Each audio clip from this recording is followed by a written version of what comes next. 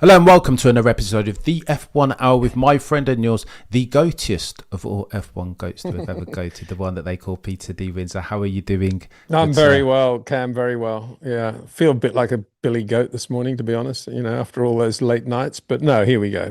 We're fine. Self-deprecating as ever, Peter. This is why they love you, sir. As is customary, Peter, talk to me about the biggest story to come out of this weekend's Miami GP. I'm absolutely torn between Kimi the Great and Max is back. And both of them similarly powerful storylines, I think. I mean, Kimi's achievement, winning three in a row, the three poles, two fastest laps, nearly fastest lap in Miami as well, is outstanding, obviously. But he is in a good car and he's in a very good team. I think the real essence of Kimi's achievement is the way he's blown George away. I mean, that is the point. I mean, if he had a young rookie in the other car, as Kimi is, it wouldn't be quite the same. But having beaten George, and just cast your mind back to what we all thought about George back end of last year, going into back into the Bahrain test, to be honest. This guy is the world champion pretender. He's in the best team, the best car. He's ready for it. He's the next Brit to win a world championship, all that stuff. And George, I think he felt that way. I mean, doesn't go out and beat his chest that much, but I think most people felt that way. And yet Kimi has absolutely destroyed him. And that's just pace. Let's say pace. Let's define it. It's touch. It's lightness of touch. And it's what we were saying throughout last year and a little bit before that. Wonderful slow corner technique, short corners. He's able to create short corners because of his very, very soft, svelte suppleness. And that was something that George never had and didn't improve in when Kimi started to show that. And George just continued to drive the same way, which is the George way that's worked well for him throughout his career. And the only thing about that was, could Kimi eventually become that good on medium and high speed corners? And it only took 2 wins in a row to give him the confidence to do that. And there he is. He's doing it. It's not a deliberate policy. Oh, now I'm going to have a go at medium speed. It's just all happening naturally in an organic way for him, in a very fluid way.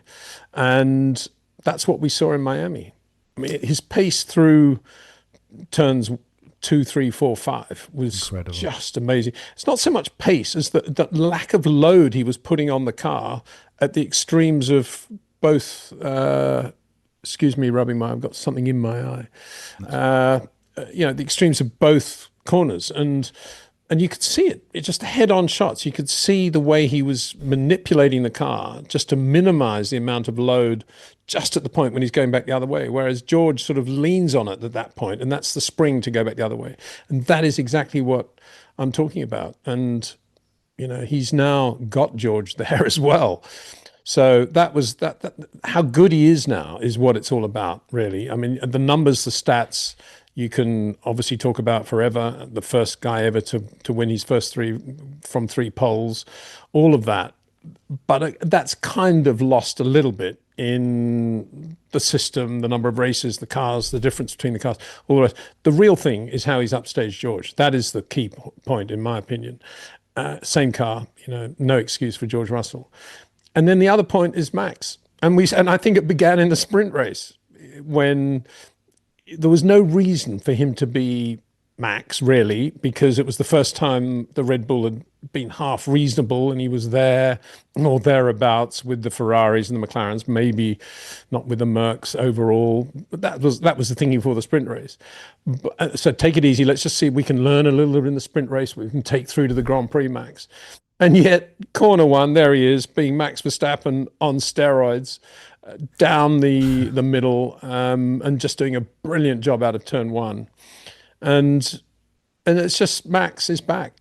He's suddenly felt comfortable in the cockpit in terms of the layout of the cockpit. And that's a big thing for Max, as we know, and it should be for everybody, but particularly for Max, because he is the gold standard of racing drivers. And And so we knew then, wow, it's not only is the Red Bull not that bad now, but also Max is quite happy just to drive the thing absolutely on the limit and go for every single Senna-like gap. And that's what we saw in the race. I mean, the 360 recovery, Oof. he got to hand it to a few of the guys around him who gave him a bit of space, and that was good. But the 360 recovery, phenomenal. Can watch it over and over again. Love it. Passing Charles on the outside, when Charles was quick at that point of the race, quickish, and for Max just to repass him on the outside of a quick left-hander, I think it was, just Max Verstappen, just wonderful. And terrible start again. But I think there was another thing about Max's race. I think he's already starting to find a Max Verstappen way of using energy harvesting and energy deployment in a way that works for his lap, as distinct from what the engineers are telling him is the most efficient way of doing it. Because as I keep saying, any data that the engineers have based on efficiency, based on the right way to drive a corner, is all digital, as Rob Wilson's always reminded us. And then Max is out there, this very analog driver with lots of things going on between the digits. And you just got the feeling in the way he was coming out of the last corner and the way he was massaging the car in some places that he's starting to put his Max Verstappen brand on energy deployment. And that was, I may be reading more into that, but that's what it looked like to me. Another dimension to Max Verstappen. So yeah, both of those two, I would give them equal first.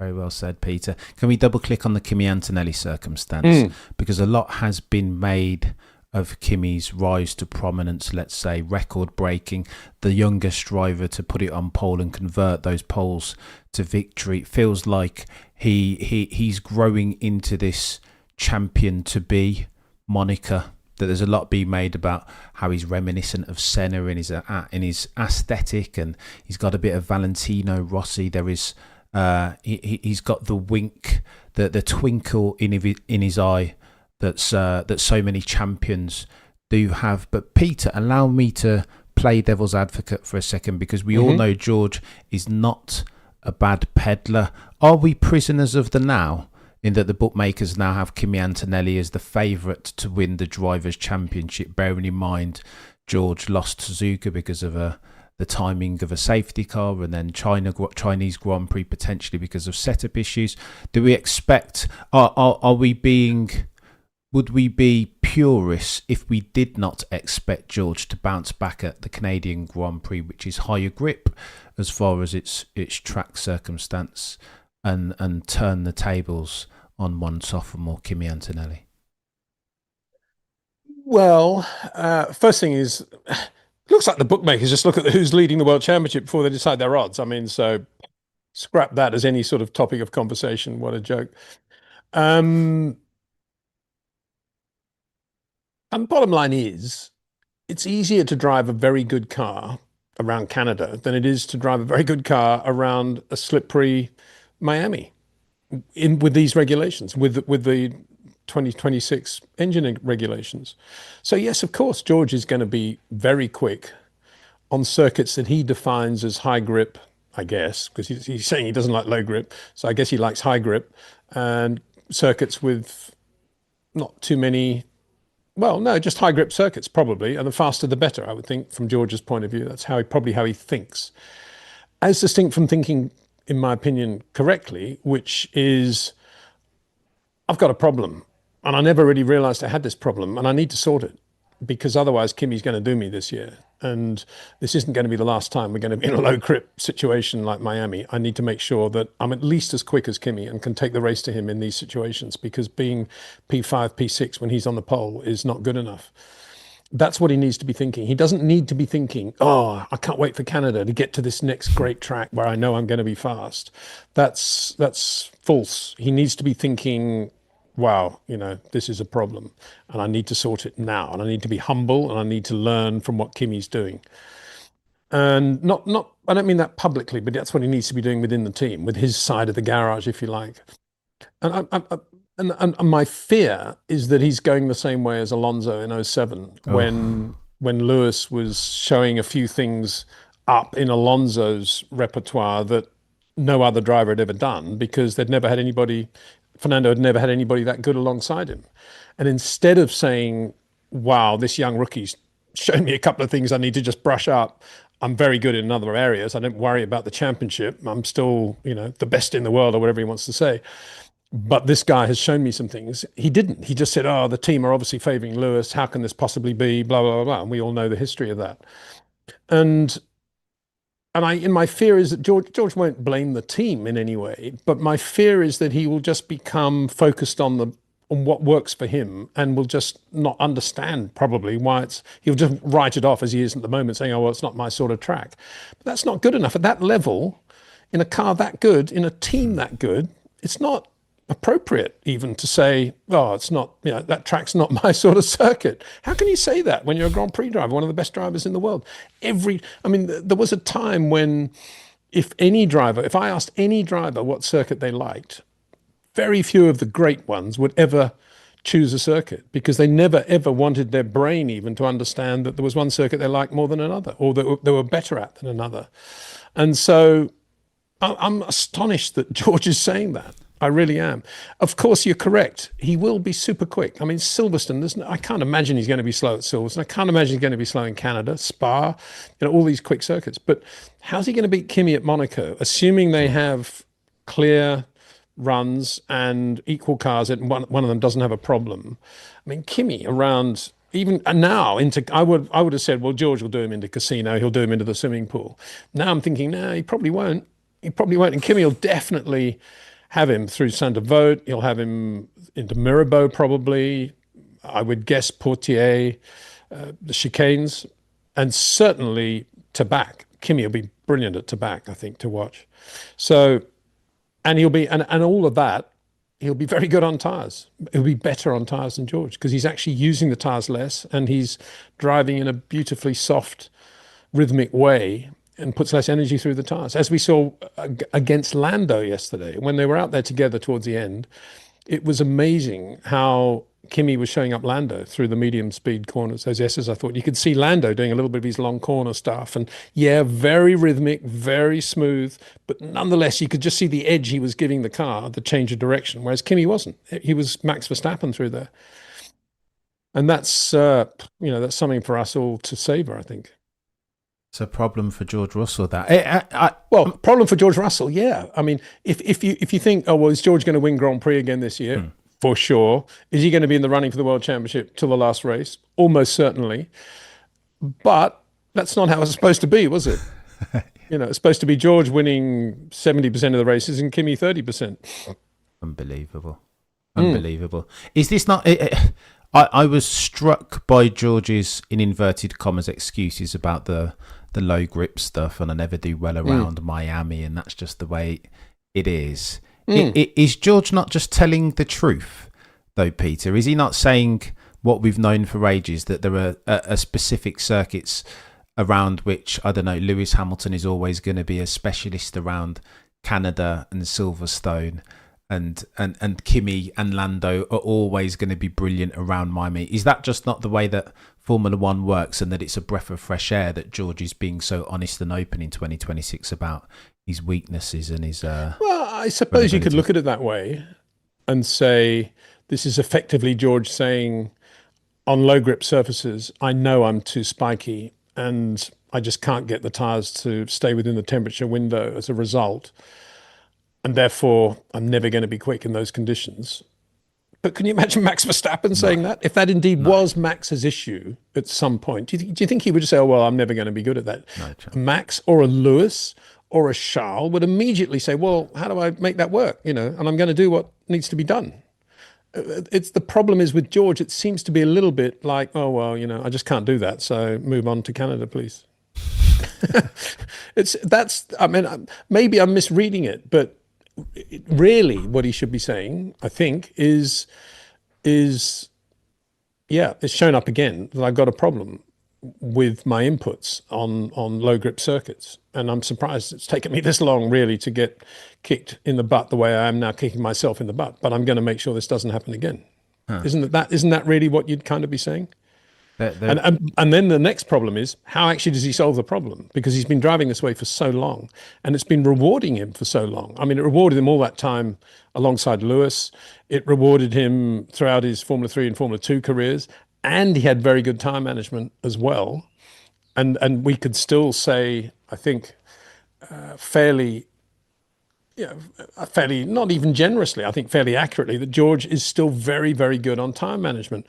The problem is, he's not very good on time management when it's a low grip situation, and then he overuses the tires. And what that is actually highlighting a fault in his driving.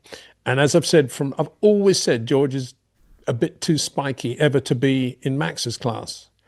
And that's what I mean. There's those sharp edges when he's changing direction and making the corner go on a little bit too long. That's exactly what I mean. And when a guy like Kimi comes in, who's doing what Lewis used to do prior to 21, and being very soft and shortening the corner and looking after the tires as a result, then that does highlight even George's ability. And looking back now, when he was destroying Lewis at Mercedes, maybe that was not a great period for George, because he was falling into a sort of flat zone of believing that was it. He'd made it, and that's how he had to drive for the rest of his life, because he's beating Lewis, so that what more matters? But then along comes Kimi, who's obviously, quicker, and that's the issue.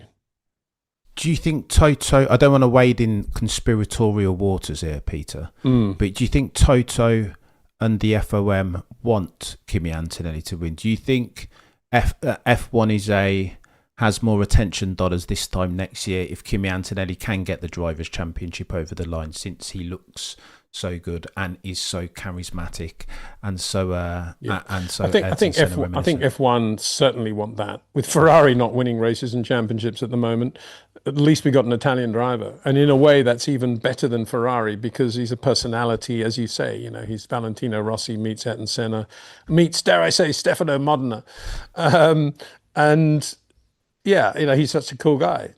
And it's a great story, and he's young, and it's a whole new audience. And why wouldn't everybody love it? And particularly F1, where they want to build up Italy as well, of course. I'm not sure Toto would go down that path. I think Toto has this amazing feeling of, I created this guy, I gave him the opportunity, and here he is becoming the next Ayrton Senna. This is the most satisfying thing I've ever done in my life. I'm sure that's the way he's feeling. But at the same time, I think Toto's well-rounded enough also to be wanting George to be George and to be successful, and I'm sure he'll be ready for either driver to win the championship. So I don't think it's a Toto thing. I think it's more, and if you're going down the conspiratorial path of, is there any favoritism? I don't think there will be, and I think Mercedes will do a very, very good job of keeping it even and square. Toto's already said that he won't tolerate any of the 2015-16 Rosberg Hamilton shenanigans, but I can't help but think. But what does that mean? What does that mean? On track or away from the track, or what? On track, that he's not. Don't race hard, but don't touch. Yeah, but what does that mean? Again, I repeat the question. Does that mean he won't tolerate it before it happens or after it happens? No, but is he going to fire one of them if it does? I feel like he's getting ahead of it. There was a statement that he said the other day which makes me think that already they're having conversations. I mean, you saw George. Yeah, you saw George in the pits the other day, Peter, like coming in front. Imagine if Kimi's you get to the British Grand Prix and Kimi's got a 30-point lead over George Russell going to the British Grand Prix, and George has got the race in the bag, and he has to come into the pits or something for something stupid and 10 laps to go, and Kimi's in the lead, and George rejoins and he's on fresh tyres. And he's been on the pole, and he's dominated the weekend. You think he's not going to try and do something aggressive if Kimi's using all the road and being protective of the lead? You think he's going to sit, Toto said, better not touch one another, I better be very careful. You think he's going to think that way? No. Come on. I mean, any team principal that tries to get involved in a fight when he's got two ultra-quick drivers in two cars capable of winning the World Championship and any given Grand Prix on any given day is dreaming. It'll never happen. The only way you can ever control it is to make sure there is an obvious disparity in the speed and talent of the two drivers, as we saw with the Michael Schumacher approach at Ferrari or Red Bull's approach to running Max Verstappen. But the minute you put somebody super quick alongside somebody else super quick in a super quick car, you can't control that from the pit wall. Forget it. Are you insinuating, Peter, that Toto has done unto George with Kimi as he did unto Lewis with George? Is this a case of history just repeating that? Well, yeah, I think it's by accident. I'm not sure he ever imagined in a million years that Kimi would be this quick and this good. I'm sure he's delighted that he is. Let me rephrase it. I'm not sure that he imagined it would happen this quickly. Yeah.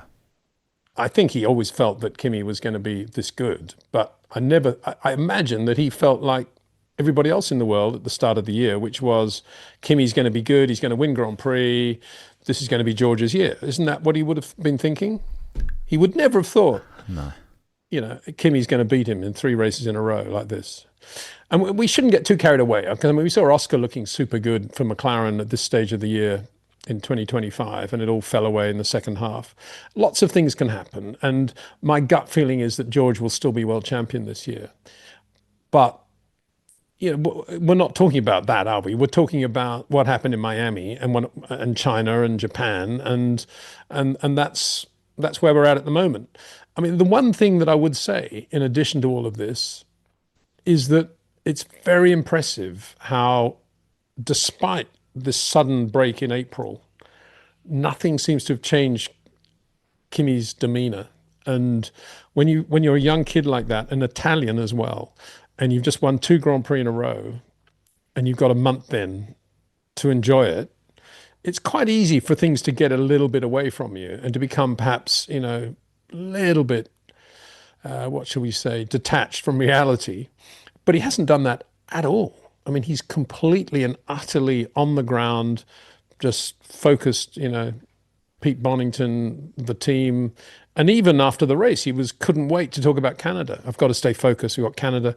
It's only 2 weeks away. I mean, in the days where when they say, oh, it's at least 2 weeks away, it's a long way away, But, and that's another great thing about him. He's got an unbelievable head. That's very Senna-like, in my opinion. Yeah. Yeah. Interestingly, though, Peter, I think he struggled last year when we got to Europe, that he spoke about the pressure and having to go home, like that it was a bit too... I think the litmus test for Kimi will come just before the summer break, and then we'll see whether he's really got the mettle to mount a challenge. Yeah, but I think he would have gone home in April, though, would he not? No, but he would have gone home as a 2-time Grand Prix winner. But I mean, going home and racing at home at Monza as an example. Yeah, I think he's done enough now to know how to create that bubble around him. I don't see that as an issue. I think if it was going to be an issue, it would have shown up by now, and it hasn't. And Mercedes will be very good. This is where Toto will be extremely good, I suspect, in not protecting him, but just making sure he's got a bubble in which he can operate that isn't going to be influenced by annoying people, and just getting on and doing it. He'll minimize public appearances and stuff. Fred Vesti will get to do everything probably. And, I think Toto and Mercedes will do a very good job there. Very good job. Bradley Lord's not stupid either in that respect. Interesting that people are now saying that if Max were to leave Red Bull and join Mercedes, that Antonelli's recent performances mean that he would be joining Antonelli almost definitely now as versus George Russell. What do you make of that, Peter? Well, people love to have Max leaving Red Bull all the time, don't they? Why people are obsessed with Max leaving Red Bull? It's really boring at the moment. Nothing's happening. Oh, let's talk about Max leaving Red Bull. That'll get everybody going. First of all, why would he do that if in 4 races Red Bull are almost back to par? Almost, not quite. Not bad for a team running a completely new engine they built themselves. Give them credit for that. Phil Prue and the boys, very good job. And as last time we spoke about this, I think I said to you, well, who's he going to replace, George or Kimi? And you're saying now, well, now it's pretty clear it'll be George, and therefore it'll be Max and Kimi. But would Max really want to drive alongside Kimi at Mercedes? He wouldn't be scared of him, but he would certainly see Kimi taking points from him if he has to go and beat Charles Leclerc in a McLaren or whatever the scenario might be in the future. I think Max has been around long enough to know that it works well when he has an Isaac Hadjar in the other car. And it's going to take a lot now for Max to go to Mercedes alongside Kimi, I would have thought. I mean, if Red Bull, I suppose the question that we're asking is if Red Bull have fixed the car, actually. I think Max would stay if he has a car and the people and the stability of the team. Which is what I've always said. When people have gone on down that road, I've always said, well, wait till see what happens in 26 before anybody even thinks about what Max Verstappen might do. Because like everybody else, he's going to wait and see where we're at with the new regulations. And Red Bull might have a decent car. Might not have a decent car out of the box, but they might well have one by mid-season. And if Max wins 4 Grand Prix in the back half of this year, he's going to be pretty comfortable about staying with Red Bull, I would have thought. Yeah. Do you see that happening, Peter? Do you think Red Bull I do. Can go on the basis to of what we McLaren saw in Miami, I do see Max winning Grand Prix, yeah. Wow. Yeah. Interesting. So Max is back then. The headlines. Well, I said Max he's not back in the sense of being a championship contender. I don't think he'll be in the running with 2 races to go, but I think he could certainly he'll win several Grand Prix this year, I'm pretty sure. Interesting. Interesting. I fear that Red Bull is. I think Max flatters to deceive in his performance. I think that I think Kimi Antonelli said this in the press conference after qualifying, that he suspects Max, by dint of his talents behind the wheel, put that Red Bull in the Miami Grand Prix in places that it probably didn't deserve to be. I mean, look at Isaac Hadjar, right, Peter? I'm not sure I agree with Kimi on that, because I think if that was the case and he was able to manhandle the car that way, it would have shown up in Suzuka, which is even more of a driver's circuit, much more of a driver's circuit than Miami. So I don't think that applies. I think the new regs might have helped it a little bit.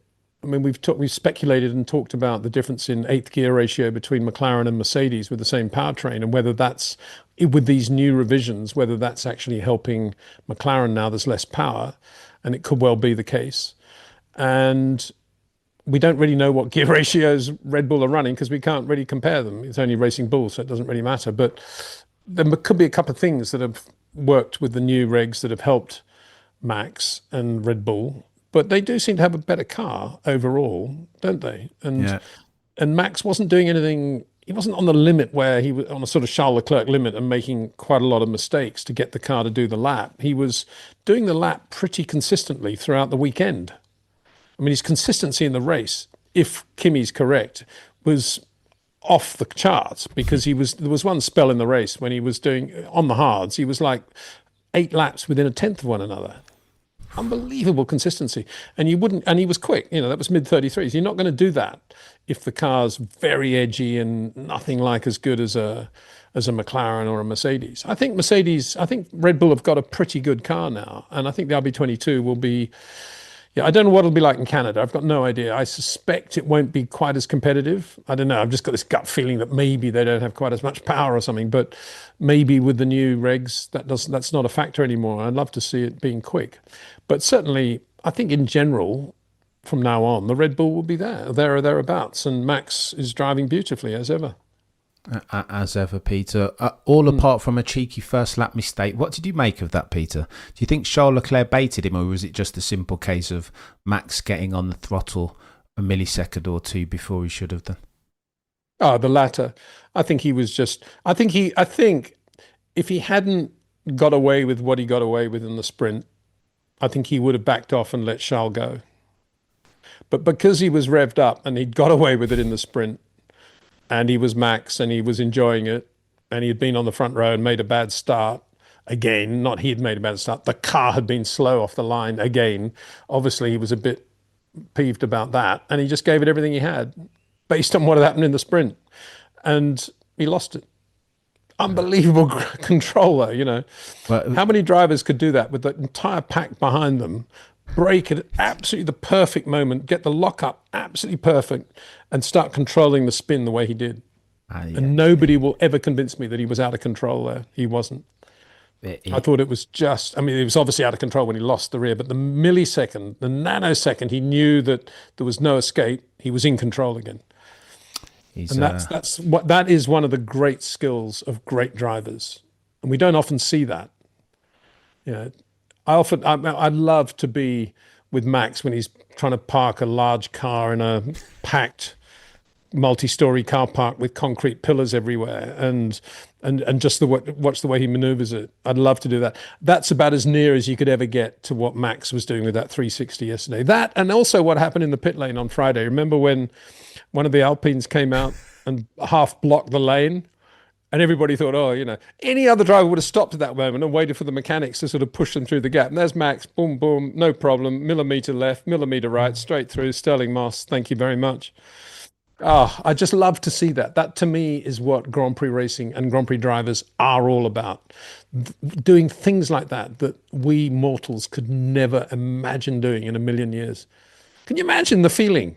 Cameron, think, role play now. You're sitting in that RB22, you've made a slow start. The power's sort of come in. You've gone into turn one. There's Charles Leclerc. You're going to try and pass him, and the back end starts to go. How are you feeling right now? Oh my gosh! In need of toilet paper, methinks, Peter. In need of a lot of toilet paper. And all Max said was, "Oh, sorry about that, guys." Incredible. He really is. To the analogy, Peter, he's almost playing a different. In those terms, when something bad happens in the car, his safety net is exponentially wider and deeper than anybody else's on the grid, right? His ability to correct for those things and end up in the right way. And by the way, Peter, worthy of note, that Montoya said that was just lucky that the 2016. Oh well, he would, wouldn't he? Yeah, well. In the same way that he said he completely beat Kimi in the British Grand Prix that year. Hate to beat Kimi. Even though Kimi had dominated him throughout the weekend and had some sort of mechanical drama. Brilliant from JP. The pit stop infringement, Peter, a lot's been made of it that Max Verstappen had in the Grand Prix plot armour, that the FOM are now conducting their activities. That F1 isn't a sport, it is content. And if you didn't have a Max Verstappen, a resurgent Max Verstappen charging through the field, then a lot of viewers would have dialed out and turned off their TVs. Is there a point to that, Peter? Should they have given the Max Verstappen 5-second penalty in the race, as any referee or umpire would have done in any other sport? Is your question, should they have given the penalty earlier, or twofold? Should they have given it at all? Both. So did he deserve one? And if he deserved one, did they I think issue if reading it, he had half a tyre over half the white line, didn't he, or something? He broke the rule. Yeah. So he deserved it, of course. Yeah, why would you do that? I don't understand why any driver would do that. And they're always GP's very good at saying, remember the lines. And I think there was some waffle in the press release on the FIA statement, about from Max saying, oh, well, the course is under full course yellow or something. And so what? Rule's a rule. And so, I'm glad it was only a 5-second. It didn't affect his result and I'm glad it happened, because in theory, he won't make that mistake again this year, I would have thought. Because imagine if that was the lead and he'd lost the lead. But they still would have had to have done it. I don't see how they couldn't. And I don't actually buy that about Max was the only thing that people were watching. I think Charles Leclerc was compulsive viewing from beginning to end. And I think Kimi's driving under pressure from Lando was compulsive viewing as well. Mm. But that was absolutely extraordinary, that period. We haven't got on to Lando yet, but maybe we should, because what is Lando doing? I mean, I think he had a race-winning car there, and he had that race to win. I had that race down. By 2/3 distance, Lando Norris is going to win that race. I couldn't believe that he didn't. He's just overused the tyres, and Kimi didn't. That was the point. Yeah, I thought Lando would nail it, but again, I mean, his team didn't do him any favours. In what respect? So in the first instance, the timing of the pit stop. I know I'm Monday morning quarterbacking, Peter. Of course, they had to pay attention to the weather, and it made sense that sacrifice the undercut with a view to make sure we're on the right tyres at the right time. I get it. However, not just the timing of the pit stop, but the length of it. I don't think they helped out Lando. 3.7. They could have done with a 2-second pit stop, and then Kimi Antonelli. Yeah, there's that. Okay, one and a bit seconds, but it's not a lot actually in the spectrum of the 2026 regulations and how much faffing around there is with the power boost and 0.5 of a second margin. You get this addition. And I don't even buy the stuff anymore about undercut. I think undercut is something from the past, and people love to talk about it because it's an easy thing to grab hold of. even in the podium after the race, oh, well, we were undercut. We shouldn't have been undercut. One lap undercut? Come on, this is 2026 when you have all these aids. I don't think undercuts are anything like as important now, or failing to undercut are anything like as important now as being in a position to get the half-second overtake boost. That's what it's all about.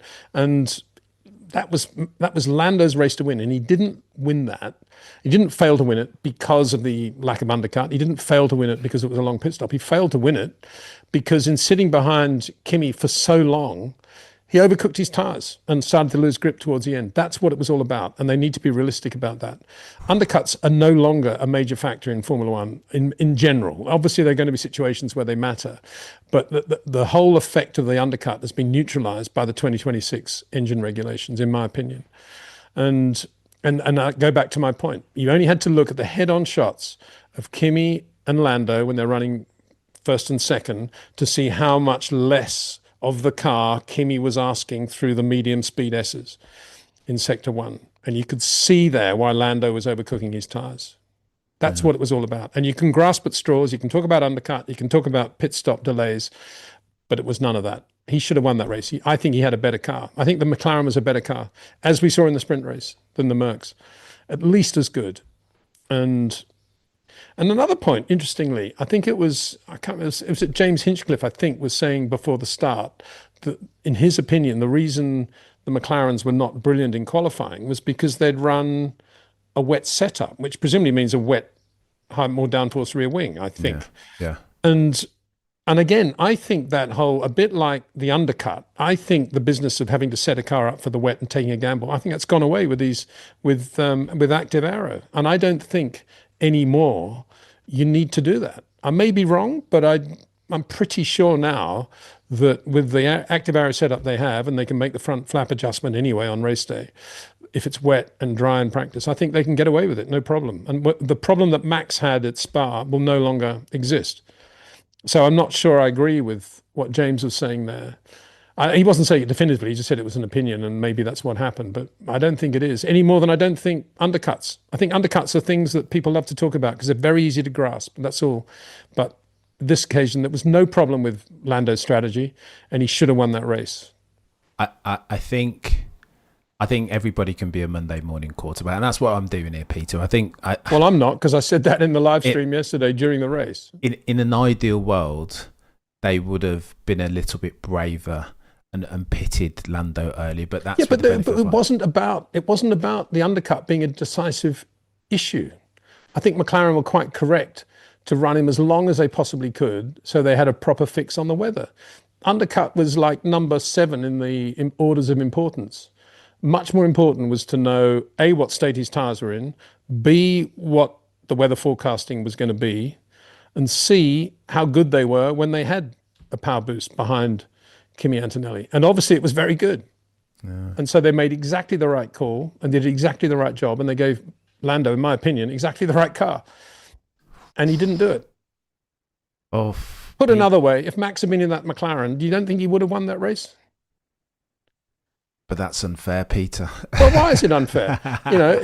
Ultimately, it's about drivers doing the job, and you can blame a million things. That's always the thing in Formula One. There's always a scale. From the Tim Schenken book of excuses, there's a million things that you can always blame. And it's a pretty big volume these days. I mean, when Tim was writing it was only like one page, half a page probably. By which, I should just pause here. There's a very good video just been launched on YouTube, posted on YouTube, showing Cadwell Park 1969 Formula 3 race featuring Tim Schenken, Howden Ganley, Ronnie Peterson, James Hunt, Mike Beutler, and Charlie Lucas, all very quick, very, very quick. And Howden is unbelievably good. And so is Tim Schenken. Just to give Tim his due, he was very, very fast. Rainer Bissell too was in it, very quick. So anyway, going back to the point, there's a lot of things you can blame, and there's so many departments of a Formula One team now, and there are so many bits and bobs of information and data this, data that, overtakes, number of opportunities for undercutting and so forth, on the assumption that if you come in first, you're always going to get an advantage. As I keep saying, yes, on one lap you might, but it's much, much easier now to catch the car in front and to overtake it. much easier than it's ever been before. If you're in equal cars and you know what you're doing, and you're using the tires the same way as the guy you're trying to pass, that was the defining difference. Lando was not using the tires as well as Kimi Antonelli. Oh, Peter, if I'm Lando Norris, I'm losing my mind. If this is the post-race... No, you're not, because you're world champion and you're thinking, yeah, I had a good race. I'm annoyed I didn't win it. I probably should have won that one. But, you know, I'm going back home playing a round of golf tomorrow, playing Wentworth with Justin, you know, Rose or whatever, with the new McLaren golf clubs. And this is, you know, life is brilliant. I love it. P2, not bad. You know, I see what happens in Canada. I love Montreal. Oh, that restaurant, this hotel. He's loving life. He's not worried. He's not going to change as a driver. He's always going to be who he is now. Let him enjoy his life. But he's never going to be Kimi Antonelli. That's for sure. Oh, this is blasphemy, Peter. I can't believe I'm out here defending. So go on. Let me double click on this Lando Norris. If I'm Lando in the post-race debrief, and Andrea Stella and Zach Brown tell me, well, listen, you should have done better with Antonelli. You had all the tools. You had the quickest. But they wouldn't say that, would they? They're too pussyfooting. They're all glad, happy, and campfire. I couldn't they are. but guitars. If I'm Lando though, Peter, my instant retort is, well, Kimi Antonelli did his Michael Schumacher thing and gained 1.4 seconds on the outlap. Bravo.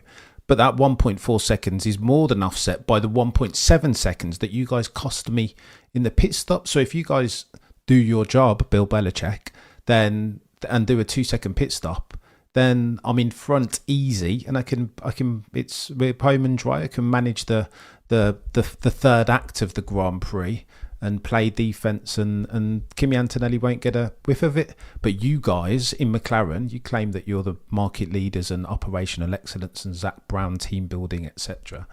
And you've put me in this position and you've made my life difficult. Maybe if Max were in the car, that he would have got it done. But I'm not Max, I'm Lando Norris. So you're Lando, yeah. Who am I? Am I Stella or am I Zach? Whichever one you...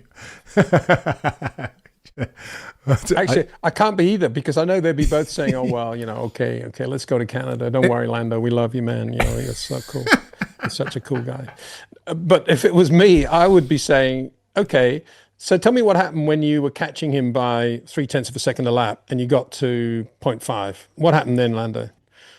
Fair. I should have done a better job. I understand. I should have done a better job, and okay. All right. I understand. And what were you doing? Were you thinking you were going to pressure Kimi into a mistake? Were you thinking that if he just sat there, he was going to lock up suddenly at the end of the straight and you were just going to take the lead easily? I guess that's what you were thinking, was it? I had no other options, Zach. That was the lot that you guys had given me by the 1.7 second delay in the pit stop. Well, you did have an option because you had 100 horsepower more at the end of the braking area. I didn't really see a lot of use of that. What was going on? Stumped. I have no answer. Well, exactly. You know, and anyway, Lando, while we're on it, why, when you were following Kimi, weren't you wondering why you were taking longer corners there and loading the car up as much as you were and on the edge there? What was that all about? Yeah, no, I've got some things to work on. Can you get me in touch with Rob? Yeah. But you see my point? It is, you know, it's never been easier now to not worry about undercutting, and it's never been easier to worry about a pit stop that's a second slow. Don't worry about it. You've got all these aids. If you're in a very quick car, as quick as anybody in the race, if not slightly quicker, no problem. And you're P2, you're going to get that guy. But if it's Kimi Antonelli, you got to push him hard to make him a mistake. You can't just sit there. You can't sit there for too long either. You got to do a Nigel Mansell and bang, or a Max Verstappen, bang. You can't wait for 20 laps. Otherwise the guy, I mean, give Kimi credit. His resilience under pressure at that point, I thought, was just outstanding. And didn't he have some sort of gear shift issue simultaneously? Yeah. Was that also? It was, that's Lando, please advise. I think Kimi also had a gear shift issue. He did. But, you know, McLaren is a very glad, happy team, and happy. Get the guitars and the campfire out. Everybody be clapping hands. But Kimi Antonelli was, you know, as good as Kimi Räikkönen there, wasn't he? He wasn't bad. Kimi, second of his name. Go on then, Peter. Let me ask you about the race entire, because it felt like we needed something like that. A really good race, action packed, end to end, stakes through to the end of the Grand Prix with Charles and his incident. It was cinematic, almost in its suspense. Hajar in tears again. It was everything that F1's always been Gasly like. It was over the, it was insane. Up into the moon. Crash, bang, wallop, everything. Yeah.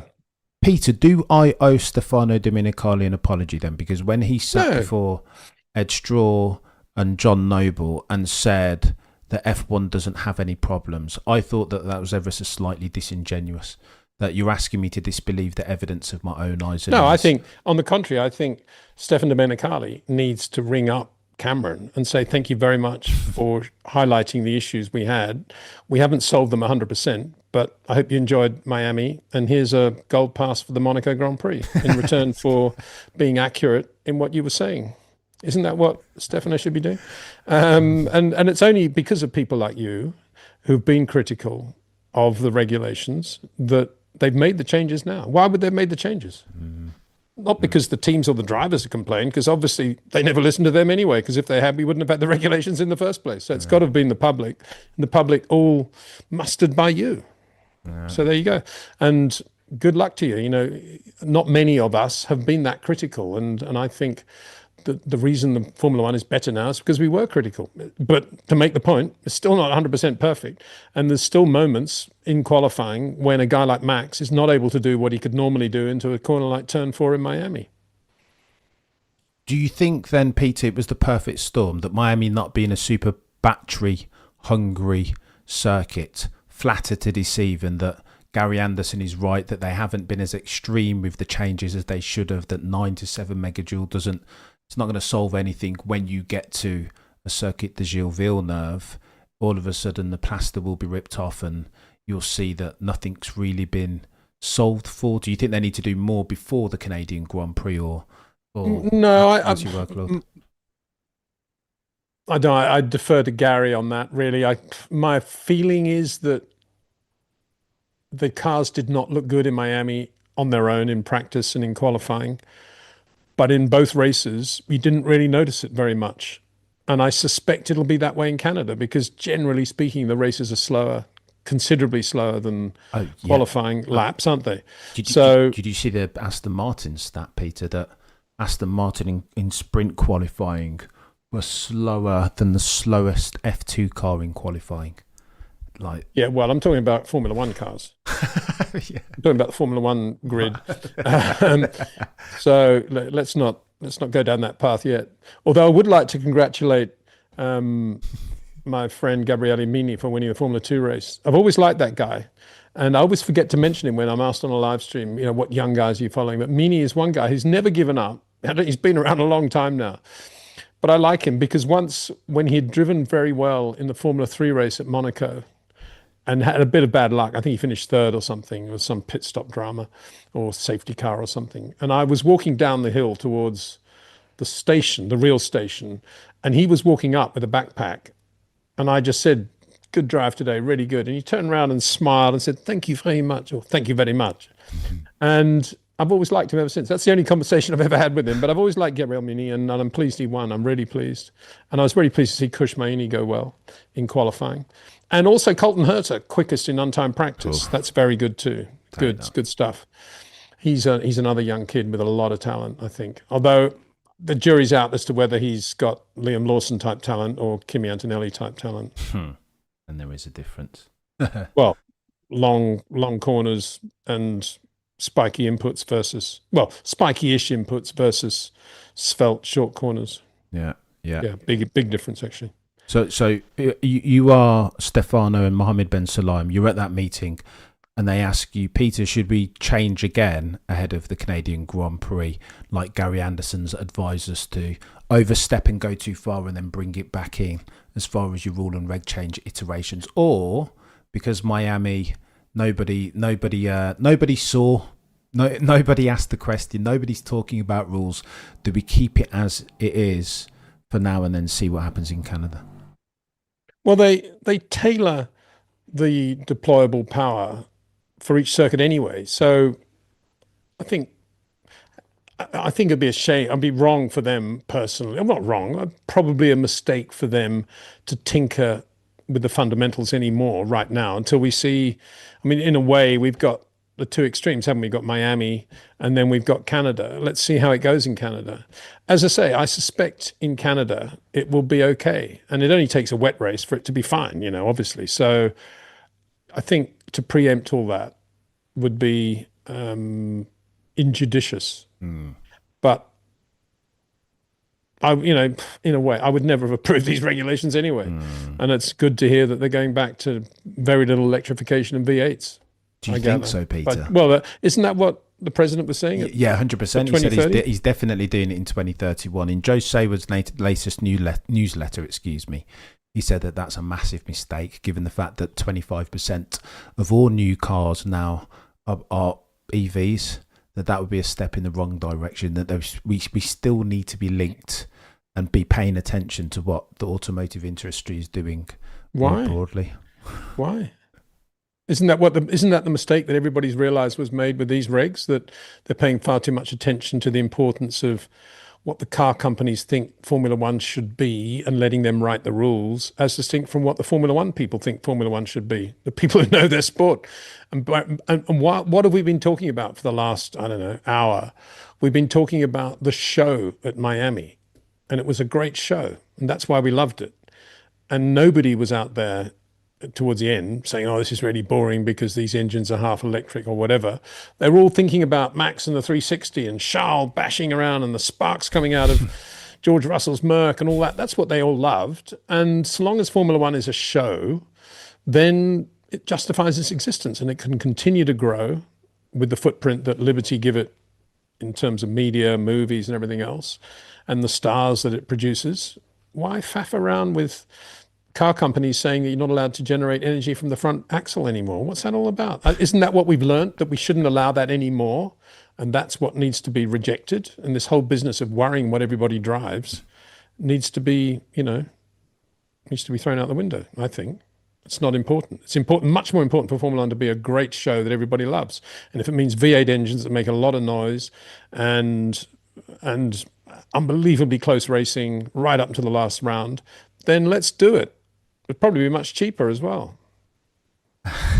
Audi were contacted on those allegations, Peter, but declined comment. Well, yeah, they're not really in a strong position to comment about anything, are they, at the moment? Because they're the ones to blame for these regulations. But are they, Peter? Do you believe this? Of course they are. Of course they are. Well, I mean, the teams didn't want Audi to run front axle generation without MGUH. That was the bottom line. And so we didn't have MGUH, and we don't have any. It was a double whammy for the worse. And so we don't have any energy generation from the front either. Energy generation. So yeah, of course.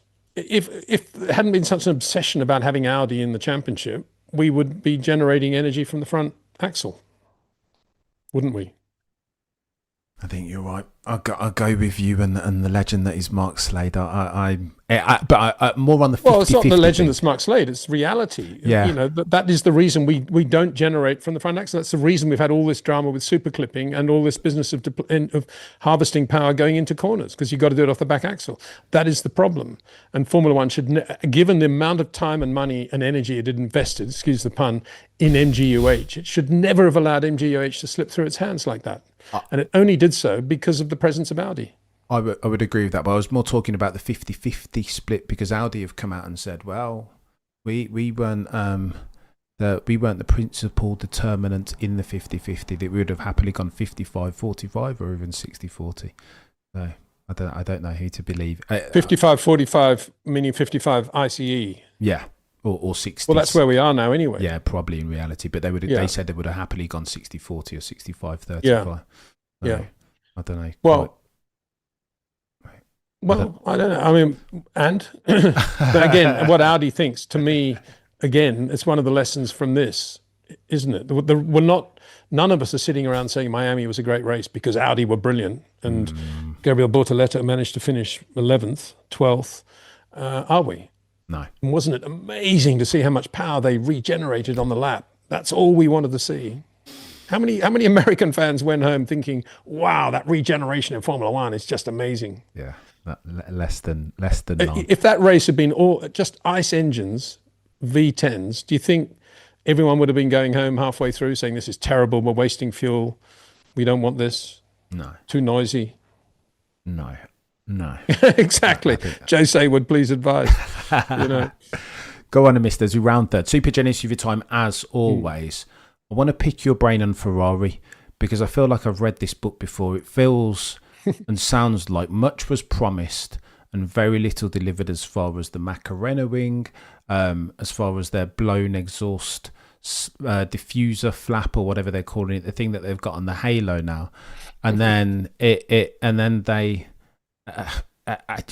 what is going on over there at Ferrari, Peter? Why are we here having this conversation again about them seizing defeat from the jaws of design philosophy victory? I love the way you say much was promised. I mean, they never actually said much other than the fact that this is what we're doing. It's everybody else around who's been saying, "Oh, this will be mega. This will be great." So give Ferrari a break in that respect. At least they're not that stupid. They just say, when they have to submit their application form to the FIA on what they've been doing to the car, they do it in a fairly studious way. And I enjoy their little descriptions and the terminology they come up with. But what did we see in Miami? We just saw a Ferrari that didn't have as much overall downforce as a McLaren or a Mercedes, or perhaps even a Red Bull. And that's a surprise because we thought they were somewhere near McLaren and Mercedes, and with a few upgrades might be even nearer, and certainly would stay ahead of Red Bull. But let's think about it. I mean, there's no doubt Charles Leclerc showed that car doesn't have as much downforce as it should have compared with a McLaren, because he was just on the edge in the sort of fairly classic Charles Leclerc way all weekend.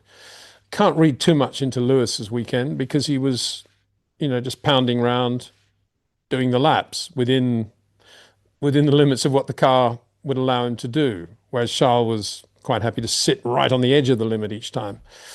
And so what's gone wrong there? Is it the new regs that have hurt them more than any other car? The Hasses were not bad in the race, were they? Behrman they weren't brilliant, 11th. And we can't say from the Cadillacs, because, were they in the race? I don't know. But Charles and Lewis quite clearly didn't have as much overall grip, aerodynamic, efficient grip as the other three top teams. And that's a bit of a worry. It's a bit of a worry.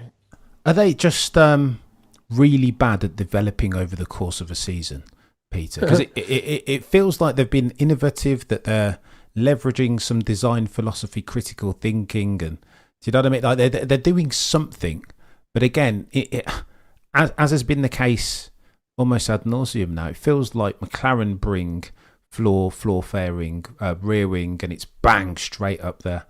The Ferrari doing it's almost like they've gone relatively backwards.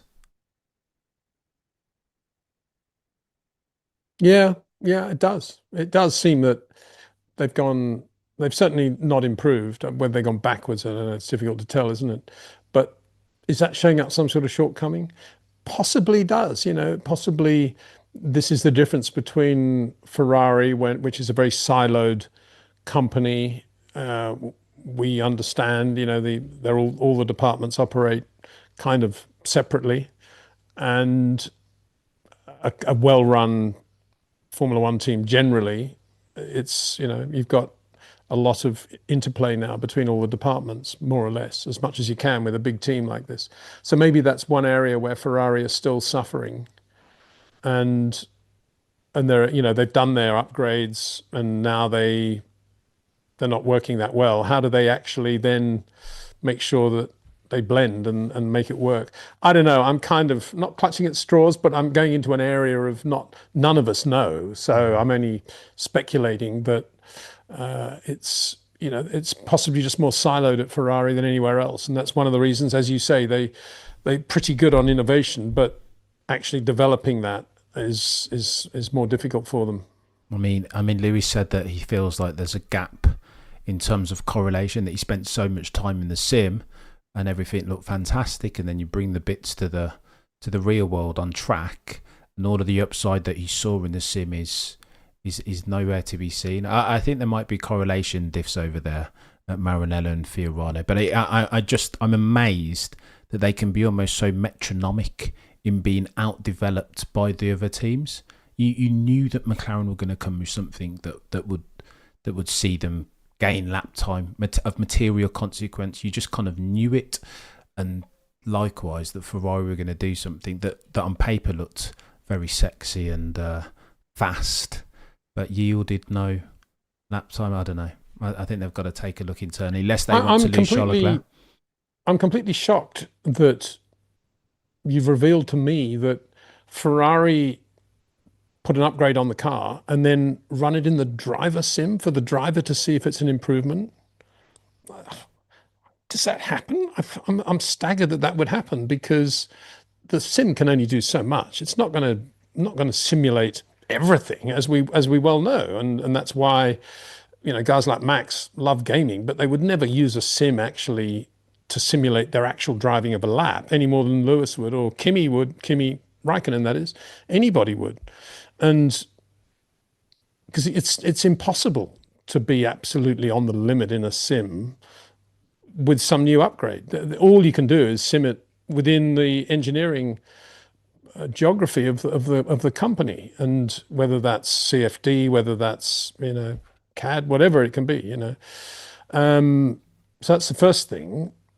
Because when I heard that, I assumed what Lewis was talking about. He'd been working on his own driving in the sim, and what he did around the lap seemed to work. But when he actually got there, it didn't work. So he's going to give up or something. That's what I assumed was going on. Oh, potentially. What you're saying is that he'd actually said, "Oh, this upgrade really works. This thing on the Halo really works in the sim. I'm driving it now, and I can feel how great it is. And yet, when I get to the track, I can't feel it at all because it's too bumpy or whatever." I've inferred. Lewis actually said, quote, "If I'm honest, I think the simulator really sent me in the wrong direction. So I think I might cut that out." Well, I assume from that he was talking about his driving. Huh. If I try and turn in on the brakes here into turn one, can I gain some ground, as Jock Clear once suggested I did? Oh yeah, it works in the sim. And now he goes to the track and he tries it, and there's a bump there and it knocks him off a bit, or the back end's a bit flicky, and he doesn't do it, and he thinks, oh well, that didn't work. So much for the sim. That's what I thought it meant. Interesting. I'll defer to your well, no, don't defer. I mean, maybe I'm behind the times there, but I just can't imagine that an engineer would. I imagine they would play around with it. If it requires anything to do with operation on the steering wheel or any of that sort of stuff, yes, of course, you put the driver in the sim, look, this is a new button, this is what we're going to have to do here, and when we say that, do this, blah, blah, blah. That's fine. But actually to say whether it's quicker or not, that's a big ask for a driver in a sim. What other options do they have, Peter? I think with the lack of testing... Do they? That's the whole point. But I think with the lack of testing, I think they'd be minded. Yeah, to obviously, of course, you do a lot of sim around the part you're designing within that department. Of course, all that is there. All I'm saying is you'd never rely on a driver in a sim to say yes or no. And when Mercedes use Vesti, I would bet ultimately that it is okay. This is what we're going to do. We're going to run a bit more front wing. We're going to raise the rear ride height, and we're going to do that in the sim. Now, get in the car. Tell us what it's like. And Vesti would be very, very good at telling them how to adjust the car to be balanced, but not whether or not it's actually a tenth quicker. I can't imagine that they would do that, because there are too many variables when you get to the racetrack. Yeah, and of course, then you run into mega correlation problems. But you can do it in a scientific way, but not with it. And any team that is doing it using the driver sim for that, I think probably will be going down quite a lot of blind alleys, to be honest. Fair. And this is Lewis's take, that he's not going in the sim. Yeah, well, exactly. I'm not surprised he's saying that, if that's indeed what they've been doing. But equally, he may be referring to trying to improve his driving. And maybe they said, this is the Charles lap. We're going to put a vest on you, and every time you go a nanosecond away from what Charles does, you can have an electric shock. So do the Charles lap, and he did it and it worked. And then he did the Charles lap and it didn't work in real life. Maybe it was that. What does... Is there anything that Lewis can do here, Peter? He can do the same thing as George. He can think, how is he beating me and where is he quicker and how is he doing that? And dig deep. That's both he and George are in very similar situations, aren't they? Ironically. Huh. And it is a question of digging deep and being honest with yourself. And there's a certain amount of humility that needs to be brought into the mix there as well. And that is, I'm not as good as I thought I was in this area. And I need to see what I'm doing, not doing really, and what I'm doing incorrectly. And that's very difficult for a Grand Prix driver because there are so many other factors involved in defining a lap and the lap time you've just done. Tires, aero, ambient, settings, car, setup, a million things that you can always look at. And but there has to be a time when you are honest with yourself and you say, if Kimi is asking less of the car and getting better tire performance as a result, how do I ask less of the car? And that's what you do. And if Charles is managing to get into that slightly earlier turn-in point and braking a little bit later, how's he doing that? He's doing it with the way he's using the throttle and the brakes. And I need to get back to where I was in the case of Lewis. And the time to be doing that was over the winter, and then in this April break they were fortuitously given. That's when they needed to go away and do all that homework, because now it's bang, bang, bang, one race after another. There's very little time to breathe, let alone start making fundamental changes to the way you drive. Oh, Pete, this is very depressing, Peter. Well, it's not depressing. It's just the way Formula One has gone. And it's fascinating to see how a young guy can come in without any inhibitions and do it his way. I'm talking Kimi Antonelli now, and be that good. And Max was the same when he came in. Max wasn't looking at Daniel Ricciardo's telemetry, that's for sure. I feel very sad for Lewis, but I think this is just his lot now. I think no amount of testing in the sim or even days with Rob Wilson, sadly, can fix what he has. I think in F1 it's a young man's game, and ultimately you get to a certain age, as all of the greats have done, and you lose a tenth or two in pace. And as you said, rightly predicted nearly 1,000 years ago, Peter, that if you lose a tenth or two in pace, the one person you don't want up on the opposite side of the garage is point to point the quickest guy on the grid. Some say Charles Leclerc. He's going to show up all of your deficiencies, and I think that's sadly what we see. Yeah, I mean, don't feel too sad about Lewis though, because if there'd been a major thunderstorm yesterday at the new race time start, and they delayed the start for half an hour, and the track was wet, and 3 cars had gone off because Max and Kimi still made slow starts. 3 cars had gone off at the first corner, and Lewis had come around in second place behind Charles. Pretty good chance, 50-50 chance he might have won that Grand Prix. And you and I would be sitting here now saying, wow, Lewis Hamilton's back. He's won a Grand Prix. This is great. What's this going to do for his future? How's he going to feel? Blah, blah, blah. He's not that far away from winning a race, Lewis. He's there or thereabouts. His whole strategy now, if I was advising, would be always to be the guy that is never, ever in trouble in the first 3 or 4 laps. Stay away from anybody that's likely to hit him. Always be there at the end, and you will start to get some results. I'm not saying he's accident prone now, and he is doing that pretty well now. And sometimes most times it's not working for him. But there will be occasions this year when Lewis will suddenly be there in the right position at the right time, and he'll win a Grand Prix. I still think he'll win a Grand Prix this year. So cheer up. Here's hoping, Peter. Here's hoping. I wish I shared your optimism, mate. Will Lando win a race this year? That's a better question after what happened there. That is insane, Peter. Because he's not going to blow Oscar Piastri off away every race, that's for sure. So there are going to be races even when Lando's in good shape, Oscar's going to be quicker. Then there's the Mercedes factor. Then there's the Max Verstappen factor. I mean, this was a big opportunity for Lando to win a Grand Prix. And I'm shocked that he didn't win that race. I'm still shocked that he didn't win it, to be honest. Yeah, I mean, there were things that worked together. You are right. He's got to take some culpability, Peter. But there were things that worked against it. I think he looked amazing in the sprint quali. I just think he looked like He looked like he'd had his Weetabix. Yeah, but that's how good he looked when he was catching Kimi. When all the crud was over with and everything, the race had settled down, then running first and second, clear track, catching Kimi. This race is over. Lando's going to win this. Yeah, I thought so. And he didn't. He just overused the tyres in going at Kimi's pace. And that's how Kimi won that race. Perfect use of the tyres, no mistakes, because he's always managing the car. He's not on the limit. He's not reacting. He's managing everything. And Lando's a reactive driver.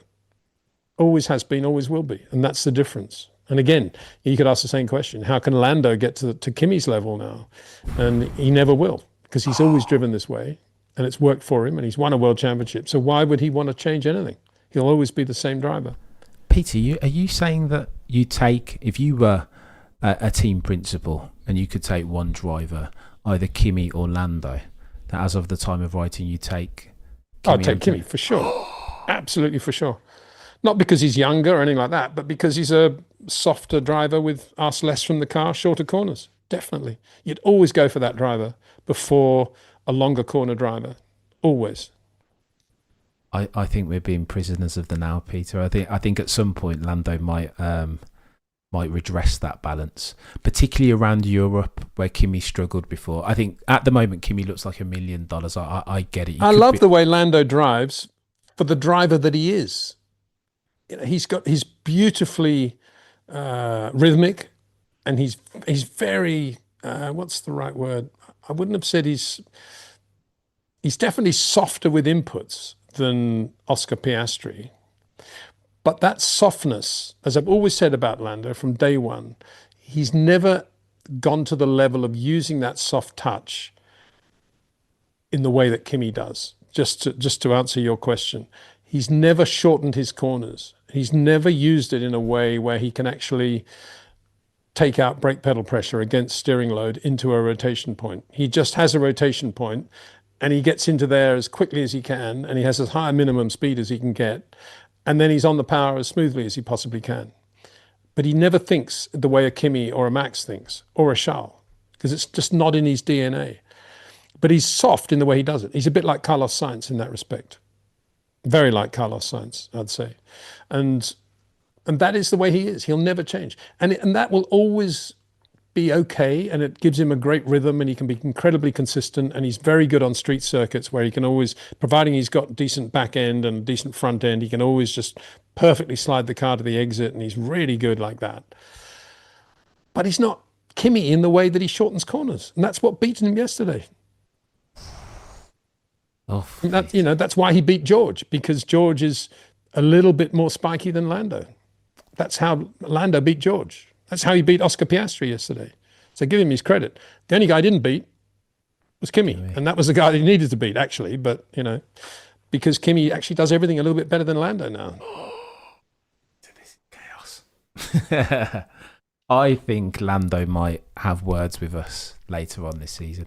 I think when Lando's at his best, but I think I've always seen Lando as a blessed driver.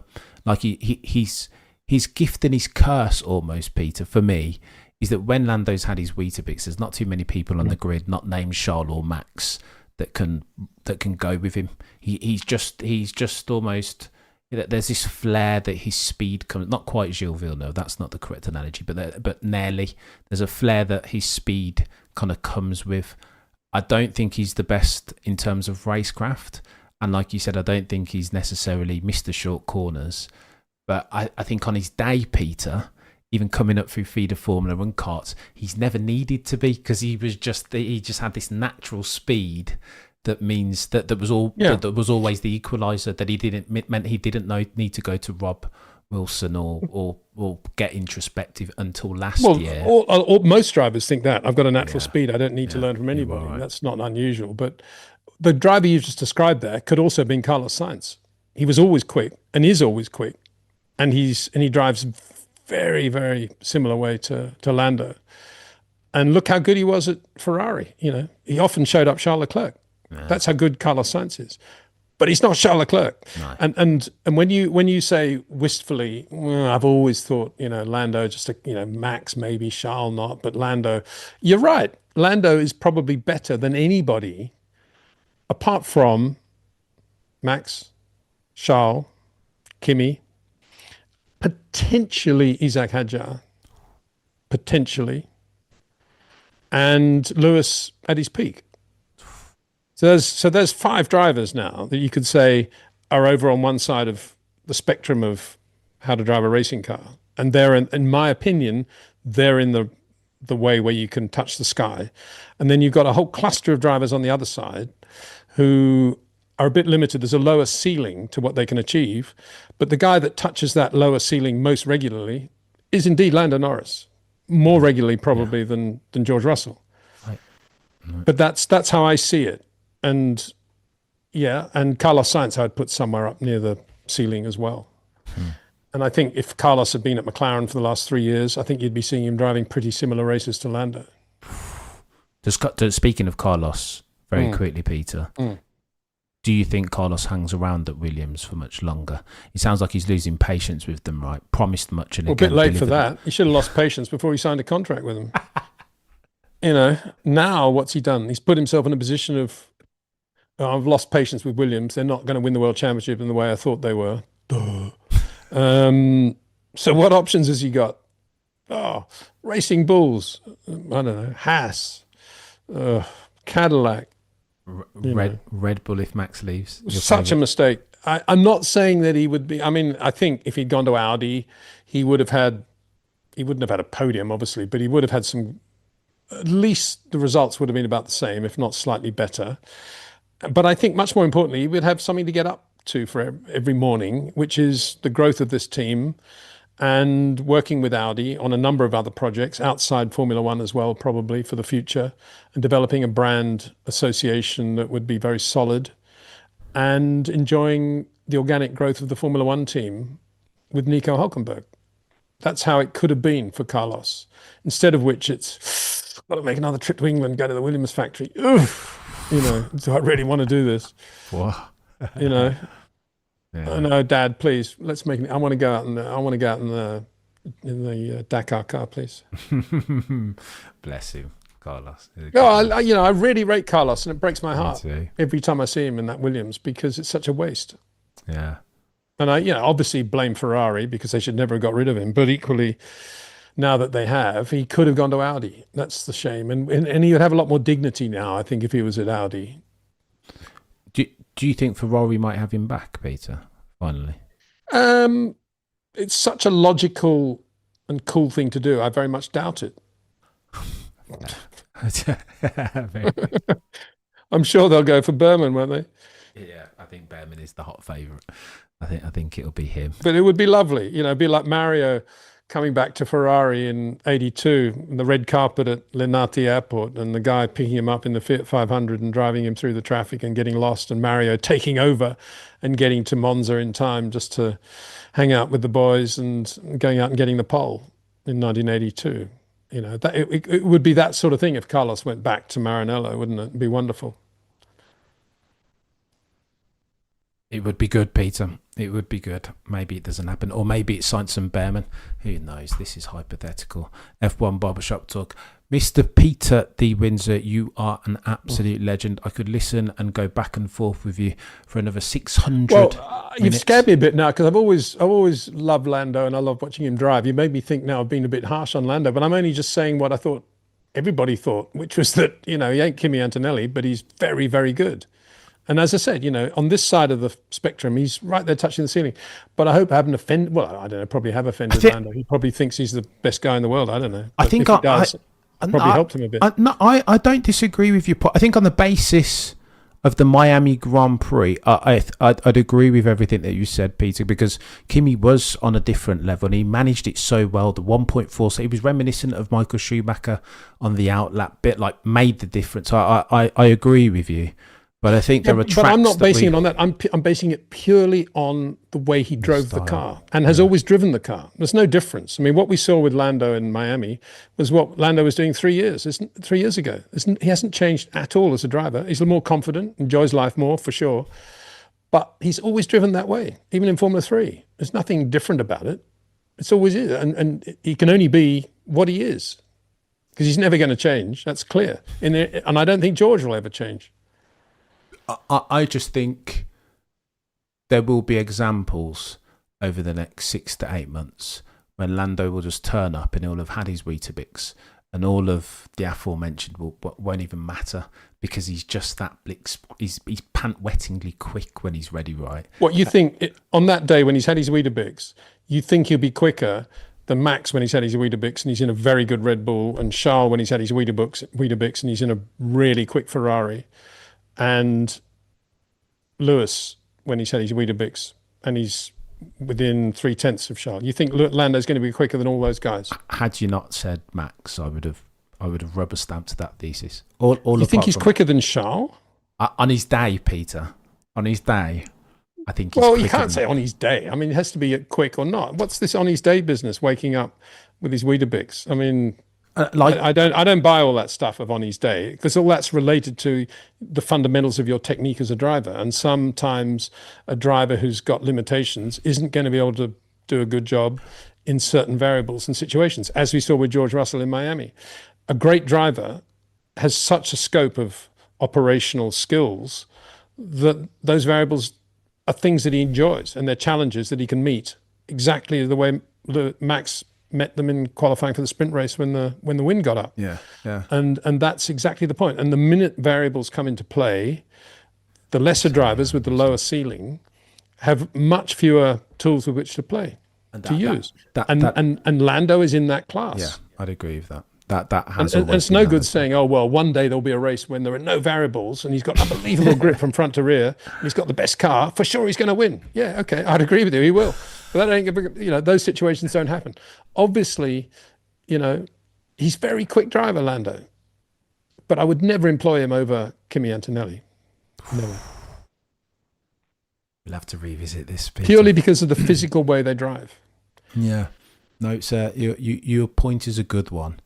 But I think there will be times just like absolutely. I agree with you about that. There will be times when Lando will win Grand Prix this year. Oscar will win Grand Prix.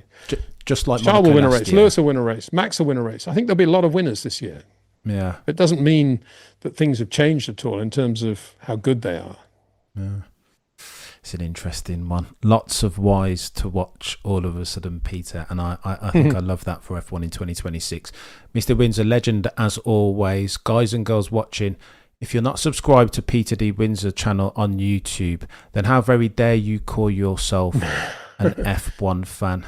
Subscribe, and shortly thereafter, if wherever you ingest your podcasts, it is the Short Corners podcast. If you're watching on YouTube, be sure to like, comment, and subscribe, all of that gubbins. Between now and next time, that's been Peter Windsor. I've been your boy Cameron CC. May all your sectors be purple.